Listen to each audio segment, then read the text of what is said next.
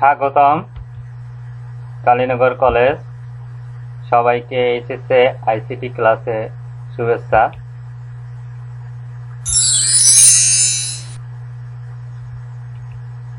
শিক্ষক পরিচিতি। পরেশচন্দ্র মণ্ডল, প্রভাষক, তথ্য ও যোগাযোগ প্রযুক্তি, কালীনগর কলেজ, পাইকগাছা, খুলনা।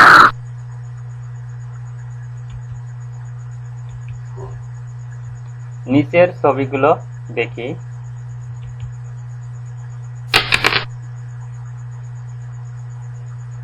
পাঠ পরিচিতি, তথ্য ও যোগাযোগ প্রযুক্তি, দ্বিতীয় অধ্যায় কমিউনিকেশন সিস্টেম অ্যান্ড নেটওয়ার্কিং। আজকের আলোচ্য বিষয় টপোলজি, একাদশ শ্রেণী।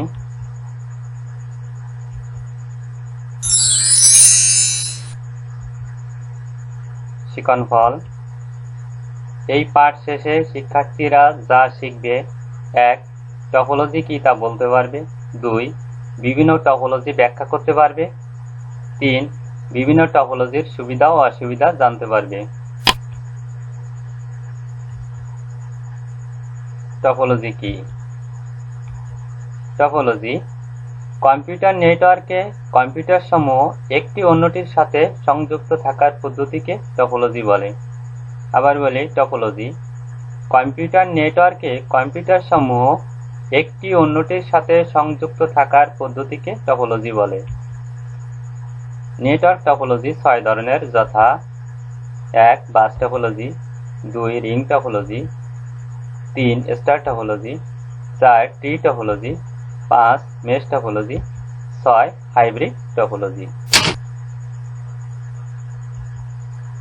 বাস টপোলজি কাকে বলে?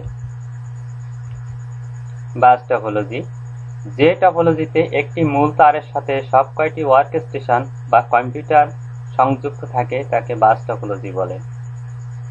বাস টপোলজি যে টপোলজিতে একটি মূল তারের সাথে সব কয়টি ওয়ার্ক স্টেশন বা কম্পিউটার সংযুক্ত থাকে তাকে বাস টপোলজি বলে।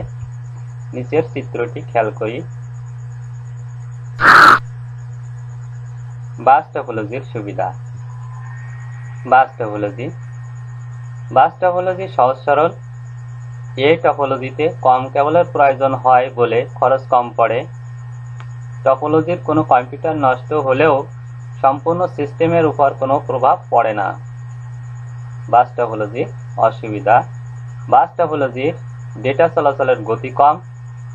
এ ধরনের নেটওয়ার্কের ত্রুটি নির্ণয় বেশ জটিল। রিং টপোলজি কাকে বলে?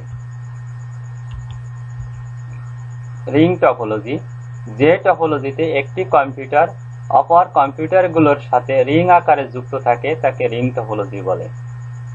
আবার বলি, রিং টপোলজি যে টপোলজিতে একটি কম্পিউটার অপর কম্পিউটারগুলোর সাথে রিং আকারে যুক্ত থাকে তাকে রিং টপোলজি বলে। নিচের চিত্রটি খেয়াল করি।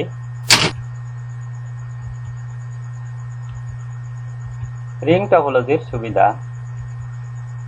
রিং টপোলজিতে কোনো কেন্দ্রীয় বা সার্ভারের প্রয়োজন হয় না।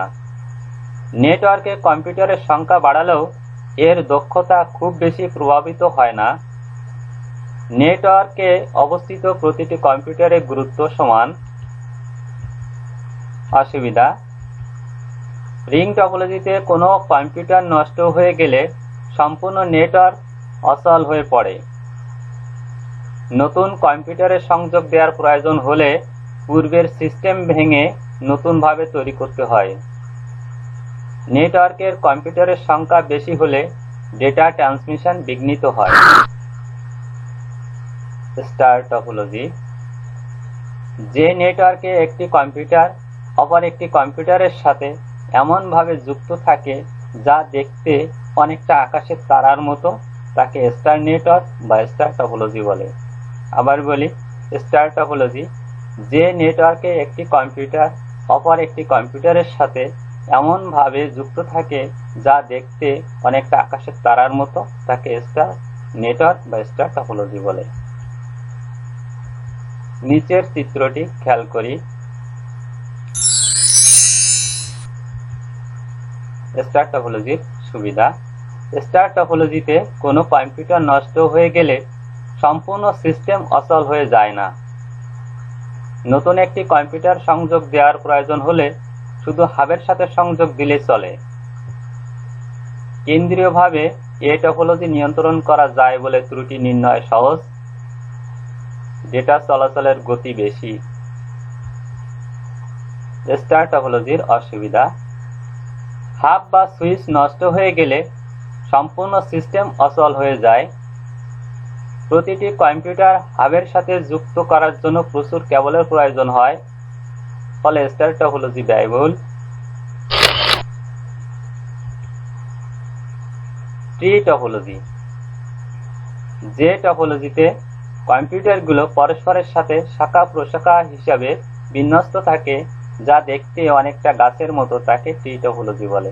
আবার বলি, ট্রি টপোলজি: যে টপোলজিতে কম্পিউটারগুলো পরস্পরের সাথে শাখা প্রশাখা হিসাবে বিন্যস্ত থাকে, যা দেখতে অনেকটা গাছের চারার মতো, তাকে ট্রি টপোলজি বলে। নিচের চিত্রটি খেয়াল করি। ট্রি টপোলজির সুবিধা: ট্রি টপোলজিতে শাখা প্রশাখার মাধ্যমে নেটওয়ার্ক সম্প্রসারণ সুবিধাজনক। অফিস ব্যবস্থাপনার জন্য এ নেটওয়ার্ক বেশি উপযোগী। নতুন কোনো নোড সংযোগ বা বাদ দিলে নেটওয়ার্কের স্বাভাবিক কাজকর্মের কোনো অসুবিধা হয় না। ট্রি টপোলজির অসুবিধা: মূল কম্পিউটার নষ্ট হলে সম্পূর্ণ নেটওয়ার্ক অচল হয়ে যায়। নেটওয়ার্কের গঠন প্রকৃতি জটিল। মেশ টপোলজি: যে নেটওয়ার্কের অধীনস্থ প্রতিটি কম্পিউটার অন্য কম্পিউটারের সাথে সরাসরি যুক্ত থাকে, তাকে মেশ টপোলজি বলে। মেশ টপোলজি: যে নেটওয়ার্কের অধীনস্থ প্রতিটি কম্পিউটার অন্য কম্পিউটারের সাথে সরাসরি যুক্ত থাকে, তাকে মেশ টপোলজি বলে। নিচের চিত্রটি খেয়াল করি।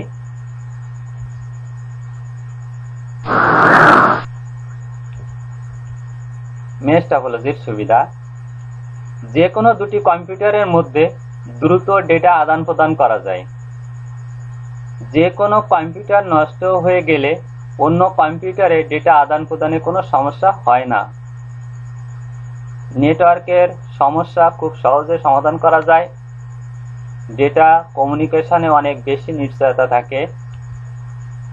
মেশ টপোলজির অসুবিধা: নেটওয়ার্ক ইনস্টলেশন ও কনফিগারেশন বেশ জটিল। সংযোগ লাইনগুলোর দৈর্ঘ্য বেশি হওয়ায় খরচ বেশি হয়। হাইব্রিড টপোলজি: স্টার, রিং, বাস ইত্যাদি টপোলজির সমন্বয়ে যে নেটওয়ার্ক গঠিত হয়, তাকে হাইব্রিড টপোলজি বলে। আবার বলি, হাইব্রিড টপোলজি: স্টার, রিং, বাস ইত্যাদি টপোলজির সমন্বয়ে যে নেটওয়ার্ক গঠিত হয়, তাকে হাইব্রিড টপোলজি বলে। নিচের চিত্রটি খেয়াল করি। হাইব্রিড টপোলজির সুবিধা: নেটওয়ার্কের সমস্যা নির্ণয় করা সহজ।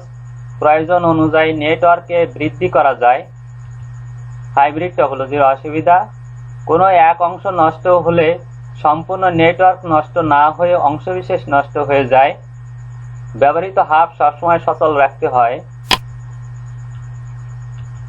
একক কাজ: টপোলজি কি? বাস টপোলজি কি? দলীয় কাজ: 1. বিভিন্ন টপোলজির দুটি করে বৈশিষ্ট্য লিখো। 2. স্টার ও রিং টপোলজির মধ্যে পার্থক্য লিখো। মূল্যায়ন: কোনো টপোলজির ডেটা এক কম্পিউটার থেকে পর্যায়ক্রমে পরবর্তী কম্পিউটারে প্রবাহিত হয় ব্যাখ্যা করো। বাড়ির কাজ: 1. নতুন নোড যুক্ত করা হলে বাস টপোলজিতে ডেটা ট্রান্সমিশনে কি প্রভাব পড়ে ব্যাখ্যা করো। ধন্যবাদ। Thank you.